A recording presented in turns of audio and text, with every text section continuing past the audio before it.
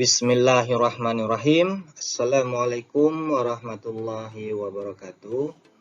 Baiklah, saat ini kita masuk ya ke video tentang pengorganisasian dan struktur organisasi. Pengertian pengorganisasian. Pengorganisasian merupakan suatu proses penyusunan struktur organisasi yang sesuai dengan tujuan dasar organisasi, sumber daya yang dimilikinya, dan lingkungan yang melingkupinya. Aspek utama dalam proses penyusunan struktur organisasi ialah departementalisasi dan pembagian kerja. Berikut adalah langkah-langkah prosedur pengorganisasian. Yang pertama, pemerincian seluruh pekerjaan yang harus dilaksanakan untuk mencapai suatu organisasi. Yang kedua, pembagian beban pekerjaan total menjadi kegiatan-kegiatan secara logis yang dapat dilaksanakan oleh satu orang. Yang ketiga, pengadaan dan pengembangan suatu mekanisme untuk mengkoordinasikan pekerjaan para anggota organisasi menjadi suatu kesatuan yang terpadu dan harmonis. Ya, itu langkah-langkah prosedur pengorganisasian. Jadi dirincikan, terus diberi pembagiannya, pembagian beban kerjanya, terus diadakan pengadaan dan pengembangan suatu mekanisme ya untuk mengkoordinasikan pekerjaan para anggota organisasi menjadi suatu kesatuan yang terpadu dan harmonis. Untuk apa? Untuk mencapai suatu kegiatan perusahaan tadi ya, mencapai suatu tujuan dari perusahaan. Oke, atau dari suatu perusahaan atau organisasi ya. Oke, selanjutnya struktur organisasi. Struktur organisasi atau desain organisasi dapat didefinisikan sebagai mekanisme formal dengan mana organisasi dikelola. Adapun faktor-faktor utama yang menentukan perancangan dari struktur organisasi adalah yang pertama, strategi organisasi dalam mencapai tujuan. Yang kedua, teknologi yang dipergunakan. Yang ketiga, anggota karyawan dan orang-orang yang terlibat di dalamnya. Yang keempat, ukuran organisasi, mekanisme besar organisasi, maka struktur organisasi akan semakin kompleks sehingga harus dipilih bentuk struktur organisasi yang tepat. Struktur organisasi terdiri dari, ada spesialis kegiatan, ada standarisasi kegiatan, ada koordinasi kegiatan, ada sentralisasi dan desentralisasi pembuatan keputusan, terus ada ukuran suatu kerja menunjukkan jumlah karyawan. Ya, itu dia ada beberapa struktur organisasi ya. Kita lihat dari bentuknya ya. Itu semua berbeda-beda ya struktur organisasinya dalam setiap kegiatan, setiap organisasi, setiap perusahaan berbeda-beda dalam membuat struktur organisasinya. Pembagian kerja. Tujuan suatu organisasi adalah untuk mencapai tujuan di mana individu-individu tidak dapat mencapainya sendiri. Kelompok, dua atau lebih orang yang bekerja bersama secara kooperatif dan dikoordinasikan, dapat mencapai hasil lebih daripada dilakukan perseorangan. Konsep ini disebut sinergi. Tiang dasar pengorganisasian adalah prinsip pembagian kerja (division of labor) yang memungkinkan sinergi terjadi. Ini sebagai contoh, pembagian kerja dalam tim sepak bola, di mana ada manajer tim, kepala pelatih, asisten pelatih, dokter tim, penjaga gawang, dan pemain lainnya. Di sini dikatakan Pembagian kerja ini efektif karena bila hanya komponen kecil dari pekerjaan yang dilaksanakan. kualifikasi personalia yang rendah digunakan, dan latihan jabatan lebih mudah. Gerakan-gerakan dan perpindahan yang percuma dari komponen pekerjaan yang lebih besar diminimumkan. Lebih dari itu, pembagian kerja mengarahkan penanaman dan peralatan dan mesin-mesin yang efisien untuk meningkatkan produktivitas. Namun demikian, beberapa penulis telah menunjukkan adanya konsekuensi-konsekuensi pada perilaku karyawan sehubungan dengan pembagian kerja, bila hal itu dilaksanakan secara ekstrim. Ini dapat menimbulkan kebosanan, keletihan, monoton, dan kehilangan motivasi yang dapat menghasilkan ketidakefisien dan bukan efisiensi. Jadi di sini juga pembagian kerja ini kita harus membikin ya pekerjaan tadi supaya bisa dapat hasil yang maksimal dan tidak membuat karyawan tadi menjadi jenuh ya, menjadi bosan. Jadi motivasinya bisa hilang. Jadi kita perlu adanya juga efisiensi, tapi efisiensi tadi tidak harus membuat pekerja atau karyawan lain menjadi jenuh ya akan pekerjaan tadi ya, sehingga pekerjaan tadi mungkin aturan dikerjakan 3 orang, karena kita ingin efisiensi kita bikin 1 orang, itu tidak boleh ya. Kalau dia memang 3 orang pekerjaan tadi itu ya harus kita bikin 3 orang, tapi tidak boleh juga kita bikin 5 orang, yaitu yang disebut tidak efisiensi. Oke, selanjutnya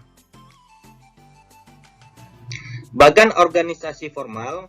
Bagan organisasi menggambarkan 5 aspek utama suatu struktur organisasi yang secara ringkas dapat diuraikan sebagai berikut. Pertama, pembagian kerja. Setiap kotak menunjukkan individu atau satuan organisasi mana yang bertanggung jawab untuk kegiatan organisasi tertentu dan tingkat spesialisasi yang digunakan. Ya. Terus yang kedua, manajer dan bawahan atau rantai perintah.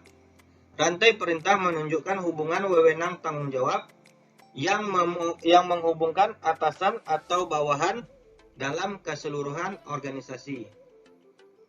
Yang ketiga, tipe pekerjaan yang dilaksanakan. Label dan deskripsi pada tiap kotak menunjukkan pekerjaan organisasional atau bidang tanggung jawab yang berbeda-beda. Yang keempat, pengelompokan segmen-segmen pekerjaan. Keseluruhan bagan menunjukkan atas dasar apa kegiatan-kegiatan organisasi dibagi dasar fungsional atau divisional atau lainnya, dalam kurung departementalisasi. Yang kelima, tingkat manajemen. Suatu bagan tidak hanya menunjukkan manajer dan bawahan, tetapi juga keseluruhan hierarki manajemen. Ya, itulah bagan organisasi formal. Bentuk-bentuk bagan organisasi. Di sini ada 4 ya. Menurut Hemi G. Hodges mengemukakan 4 bentuk bagan organisasi. Yaitu yang pertama, bentuk piramid. Bentuk ini paling banyak digunakan karena sederhana, jelas, dan mudah dimengerti. Yang kedua, bentuk vertikal. Ya, bentuk vertikal agak menyerupai bentuk piramid, yaitu dalam hal pelimpahan kekuasaan dari atas ke bawah. Hanya bagan vertikal berwujud tegak sepenuhnya. Yang ketiga, bentuk horizontal. Nah, ini digambarkan dari kiri aliran ke kanan, ya. Terus ada bentuk lingkaran. Bagan ini menekankan pada hubungan antar jabatan dengan jabatan lain. Bagan bentuk lingkaran jarang sekali digunakan dalam praktek. Di sini ada 2 bagan yang saya tampilkan, yang mana di sini ada bagan vertikal dan bagan bentuk bagan horizontal ya.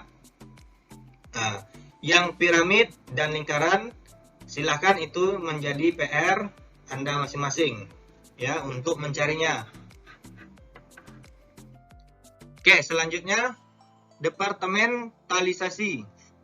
Departementalisasi sebagaimana telah diterangkan di muka merupakan proses penentuan bagian-bagian dalam organisasi yang akan bertanggung jawab dalam melakukan bermacam jenis pekerjaan yang telah dikategorikan berdasarkan faktor-faktor tertentu dalam mendesain organisasi, khususnya dalam proses departementalisasi sebagaimana diuraikan di muka. Ada beberapa pendekatan yang bisa digunakan oleh organisasi, yaitu pendekatan berdasarkan fungsional, berdasarkan produk, berdasarkan pelanggan, berdasarkan geografis, dan berdasarkan matriks. Ya, itu departementalisasi.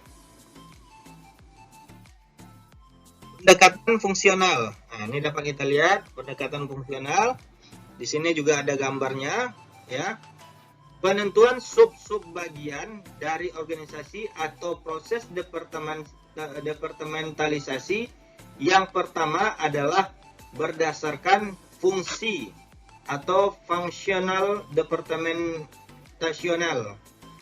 Berdasarkan pendekatan ini, proses departementalisasi dilakukan berdasarkan fungsi-fungsi tertentu yang mesti dijalankan dalam sebuah organisasi.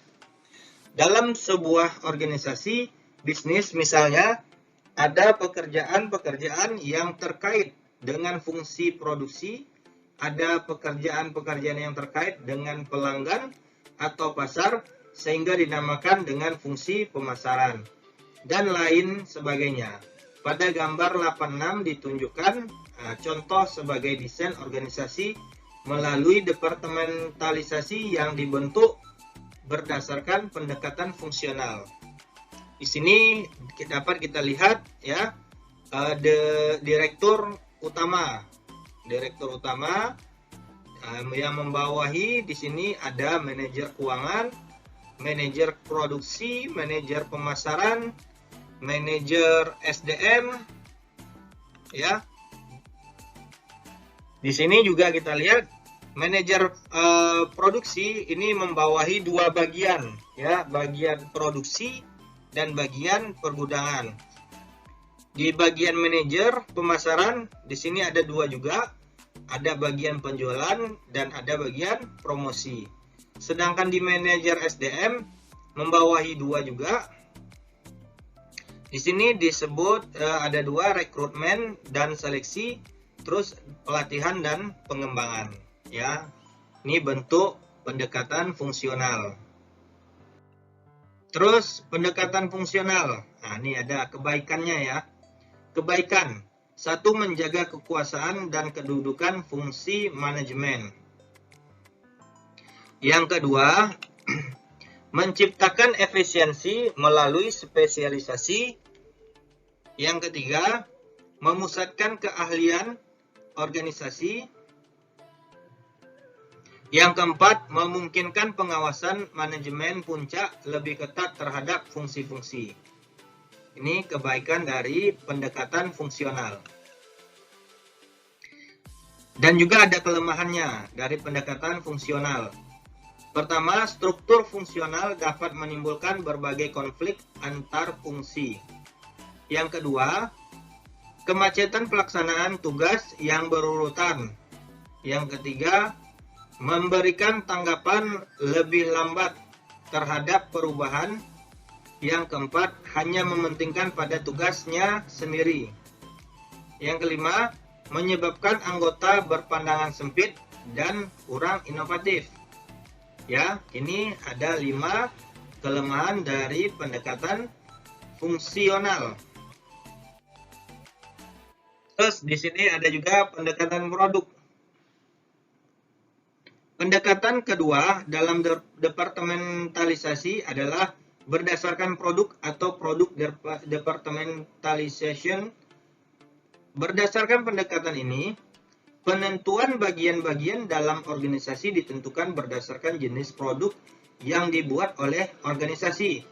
Sebagai contoh, PT ABC memiliki beberapa jenis produk, dari mulai produk susu, sabun mandi, pasta gigi, hingga mie instan.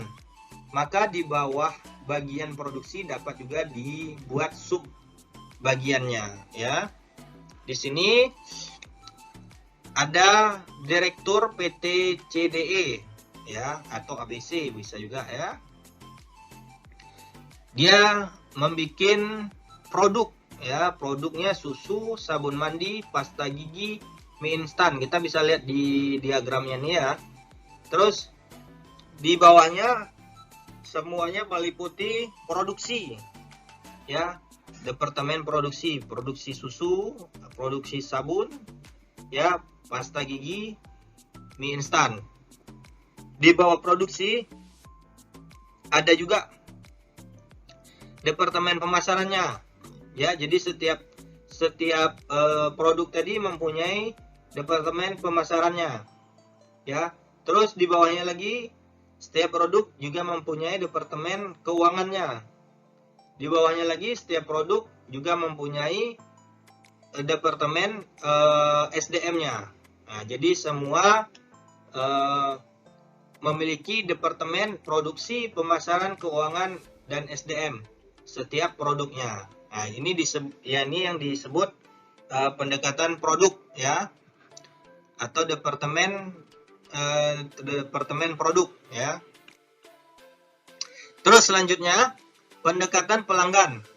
Pendekatan ketiga dalam departementalisasi adalah berdasarkan pelanggan atau customer. Berdasarkan pendekatan ini, penentuan bagian-bagian dalam organisasi ditentukan berdasarkan karakteristik pelanggan yang menjadi sasaran pelanggan dari organisasi. Sebagai contoh, jika produk sabun mandi dari PT ABC di atas ternyata tidak hanya satu, tetapi ada sabun mandi untuk bayi, anak, remaja, dan dewasa. Maka bentuk desain organisasi dapat dibuat sebagaimana ditunjukkan dalam gambar sebelahnya, ya. Nah, di sini ada sabun mandi. Jadi PT ABC tadi di produk sabun mandi ini ada untuk bayi, anak, dan remaja. Jadi dibikin juga bagannya, ya. Bagannya, terus dibikin juga departemennya juga, ya, setiap produk-produk tadi. Ini yang disebut departemen pelanggan, ya. Ini contoh dari struktur organisasinya. Terus ada pendekatan geografis. Pendekatan keempat dalam departementalisasi adalah berdasarkan faktor geografis. Berdasarkan pendekatan ini, penentuan bagian-bagian dalam organisasi ditentukan berdasarkan wilayah geografis di mana organisasi beroperasi. Jika PT ABC memiliki daerah penjualan di 4 daerah, misalnya di Jakarta, Bandung, Makassar, dan Medan, maka sebagian organisasi dapat dibentuk adalah sebagaimana ditunjukkan oleh gambar berikut. Nah, di sini dapat kita lihat gambarnya. Ada manajer pemasaran PT ABC, bagian penjualan, promosi, ya, bagian penjualan dan bagian promosi. Di sini di bagian penjualan meliputi, ya, Jakarta, Bandung, Makassar, dan Medan. Nah, itu disebut yang Jakarta, Bandung itu, ya, kota-kota tadi itu disebut geografik departementalisasinya, ya. Oke. Pendekatan matriks. Nah, ini ya, lagi ada pendekatan matriks. Pendekatan matriks atau pendekatan departementalisasi terakhir yang diperkenalkan dalam buku ini adalah pendekatan matriks. Pendekatan ini pada dasarnya merupakan proses departementalisasi yang menggabungkan antara pendekatan fungsional dengan pendekatan lain. Misalnya berdasarkan proyek tertentu, produk tertentu, ataupun berdasarkan pendekatan lainnya. Setiap pekerjaan yang berbeda setiap pekerja yang berada di bawah departemen tertentu dalam kenyataannya juga merupakan bagian dari sebuah proyek tertentu atau bagian pekerjaan yang lain dari perusahaan. Jika kita kembali menggunakan contoh PT ABC tadi, ya, PT tersebut di atas dan melakukan penyesuaian desain organisasi menjadi bentuk matriks, maka desain organisasi yang dapat dibuat adalah seperti yang ditunjukkan pada gambar berikut. Ya, di sini ada direktur PT ABC. Di sini ada profit project. Profit project ini terdiri dari manajer keuangan, manajer pemasaran, manajer SDM, dan manajer riset dan pengembangan. Ini ke sampingnya. Kalau ke bawahnya ada susu mandi, ada pasta gigi, ada mie instan. Jadi di sini kalau ke samping, kalau susu, jadi ada manajer keuangan susu, ya. Terus manajer keuangan ini juga membawahi manajer sabun mandi, manajer keuangan sabun mandi, manajer keuangan pasta gigi, dan mie instan. Jadi dia dalam bentuk matriks. Jadi ke samping kayak gitu juga semuanya, ya. Oke, selanjutnya organisasi formal. Organisasi formal adalah suatu wadah yang terdiri dari beberapa orang yang saling mengkaitkan diri dengan suatu tujuan bersama secara sadar dan hubungan kerja yang rasional. Ciri-ciri dari organisasi ini ialah sebagai berikut, ya, terstruktur, terumuskan, kaku, dan tahan lama. Organisasi formal memiliki struktur kepengurusan yang terumuskan dengan baik. Struktur ini menerangkan beberapa hubungan-hubungan seperti kekuasaan, otoritasnya, akuntabilitas, dan tanggung jawabnya. Contohnya organisasi ini misalnya perusahaan, sekolah, negara, dan badan pemerintahan. Itu dia organisasi. Bagan organisasi formal. Struktur organisasi. Yang pertama, mekanisme formal dengan organisasi yang dikelola. Yang kedua, struktur organisasi menunjukkan kerangka dan susunan perwujudan pola, tetap hubungan-hubungan di antara fungsi-fungsi, bagian-bagian, atau posisi-posisi, maupun orang-orang yang menunjukkan kedudukan, tugas, wewenang, dan tanggung jawab yang berbeda-beda dalam suatu organisasi. Nah, di sini dapat kita lihat gambarnya, ya, sesuai dengan pekerjaan masing-masing. Ada bagian, ya, di sini ada presiden direkturnya, ada manajer produksinya, ada manajer pemasarannya, ada manajer keuangan, dan ada manajer personalia. Itu bagian dari organisasi formal. Bagian organisasi formal. 5 aspek utama struktur organisasi. Yang pertama, pembagian kerja. Yang kedua, manajer dan bawahan atau rantai perintah menunjukkan hubungan wewenang tanggung jawab antara atasan dengan bawahan dalam suatu organisasi. Yang ketiga, tipe pekerjaan yang dilaksanakan. Yang keempat, pengelompokan segmen-segmen pekerjaan, dasar pembagian kegiatan organisasi, misalnya fungsional atau divisi. Yang ketiga, tingkatan manajemen. Ini sudah saya jelaskan pada slide sebelumnya, ya. Terus selanjutnya, faktor utama yang menentukan perancangan struktur organisasi. Yang pertama, strategi organisasi untuk mencapai tujuan. Yang kedua, teknologi yang digunakan. Yang ketiga, anggota atau karyawan dan orang-orang yang terlibat dalam organisasi. Yang keempat, ukuran organisasi. Nah, di sini sudah kita bahas tentang organisasi formal. Ya, sekarang organisasi informal. Struktur organisasi informal adalah sekumpulan orang-orang yang terlibat dalam suatu kegiatan serta tujuan bersama tetapi tidak disadari. Ciri-ciri organisasi informal ialah lepas, fleksibel, tidak terumuskan, serta bergerak secara spontan. Keanggotaan pada struktur organisasi ini dapat dicapai secara sadar maupun tidak sadar, dan terkadang sulit untuk menentukan waktu seseorang menjadi anggota organisasi tersebut. Bahkan tujuan organisasi tersebut tidak memiliki spesifikasi yang jelas. Contohnya organisasi informal ini ialah arisan ibu-ibu dan kelompok supporter sepak bola. Ya. Selanjutnya, perbedaan bagian organisasi formal dengan informal. Agiris mengemukakan 4 perbedaan bidang utama organisasi formal dan informal.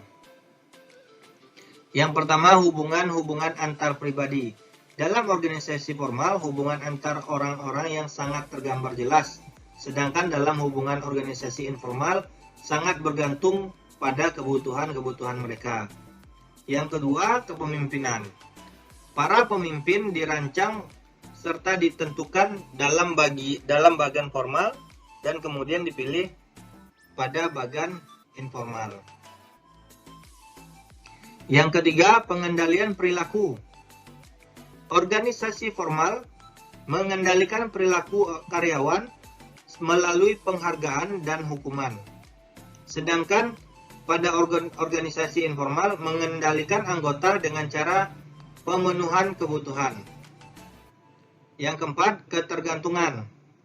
Kapasitas pemimpin formal terletak pada penghargaan serta hukuman, sehingga bawahan-bawahan lebih tergantung daripada anggota kelompok informal. Ini dia perbedaan dari bagian organisasi formal dan informal. Oke, sekian dan terima kasih ya, semoga bermanfaat. Ya, jangan lupa ya di-subscribe. Bila ada yang perlu ditanyakan, silahkan ditulis di kolom komentar, atau boleh juga dibantu di-share ya. Saya akhiri. Assalamualaikum warahmatullahi wabarakatuh.